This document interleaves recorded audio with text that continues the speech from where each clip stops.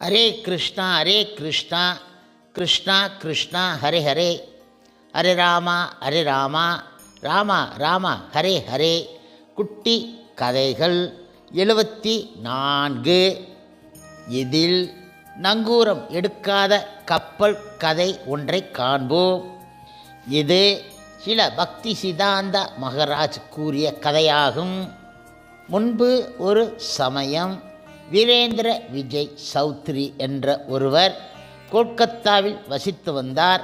அவருக்கு ஒரு மகன் இருந்தான். இப்பொழுது அந்த மகனுக்கு திருமணம் செய்வதற்காக சாந்திப்பூர் என்ற ஊருக்கு சௌத்ரி செல்ல வேண்டி இருந்தது. அதற்காக அவர் ஒரு படகை ஏற்பாடு செய்து தன்னுடைய மகன் மற்றும் சுற்றத்தாருடன் பயணம் செய்தார். அப்பொழுது குளிர்கால இரவு. சௌத்ரி தவிர மற்ற எல்லா பயணிகளும் படகின் உள்ளே சென்று கதவை மூடி தூங்கிவிட்டார்கள்.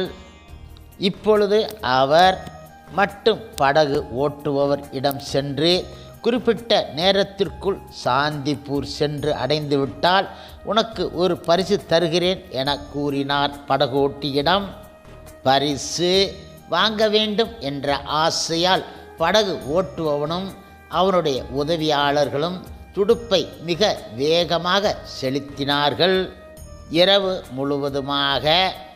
அடுத்ததாக மறுநாள் காலை உதயம் ஆயிற்று. சூரிய பிரகாசம் விண்ணில் தெரிந்தது. படகு ஓட்டுவன் அவனுடைய உதவியாளர்களை சத்தம் போட்டு வேலை வாங்கி கொண்டு இருந்தான். இதனால் மற்றவர்களின் தூக்கம் கலைந்துவிட்டது. அதனால் மற்ற பயணிகள் ஏன் சத்தம் போடுகின்றீர்கள் என படகு ஓட்டியை கேட்டார்கள். ஆனால் படகு செல்லாமல் ஆரம்ப இடத்திலேயே இருந்தது. இதை அறிந்த சௌத்ரி படகு ஓட்டியை மிகவும் கோபமாக திட்டினார். இதனை கேட்ட படகு ஓட்டி, எஜமான், என்னுடைய குற்றம் ஒன்றுமில்லை. நான் முழு இரவும் கொஞ்சம் கூட தூங்காமல் என்னுடைய உதவியாளர்கள் உடன் படகு துடுப்பு செலுத்தினேன். அதனால் படகு ஆரம்ப இடத்திலேயே இருக்கிறது என்பது எனக்கு தெரியவில்லை என்றான் அவன். அந்த படகில் உள்ளவர்களில் ஒரு வயது முதிர்ந்த பயணி இருந்தார். அவர் படகோட்டியை, படகின் நங்கூரத்தை வெளியே எடுத்து விட்டாயா இல்லையா பார் என கூறினார். அந்த பெரியவருடைய இந்த வார்த்தையை கேட்ட படகோட்டிக்கு விவேகம் வந்துவிட்டது.